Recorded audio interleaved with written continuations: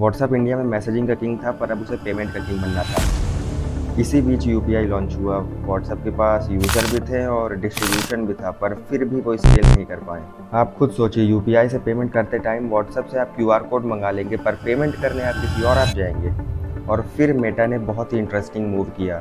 उसने क्रेड में $900 million invest किए और उसके फाउंडर कुणाल शाह को व्हाट्सएप का ग्लोबल हेड बना दिया।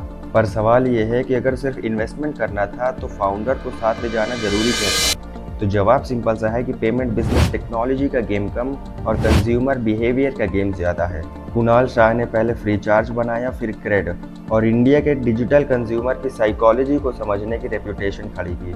मेटा शायद ये समझ चुका है कि कभी कभी कंपनी से ज़्यादा वैल्यूएबल उस कंपनी को बनाने वाला फाउंडर होता है। इसी तरह एआई में भी पहले मेटा ने स्केल एआई में बिलियंस ऑफ डॉलर इन्वेस्ट किए हैं, लेकिन असली गेम इन्वेस्टमेंट कभी था ही नहीं। असली चीज़ थी स्केल एआई के फाउंडर अलेक्जेंडर वैंग को अपनी सुपर इंटेलिजेंस टीम में लाना। अब पैटर्न नोटिस करो, मेटा सिर्फ कंपनी में नहीं इन्वेस्ट कर रहा बल्कि फाउंडर में इन्वेस्ट कर रहा है।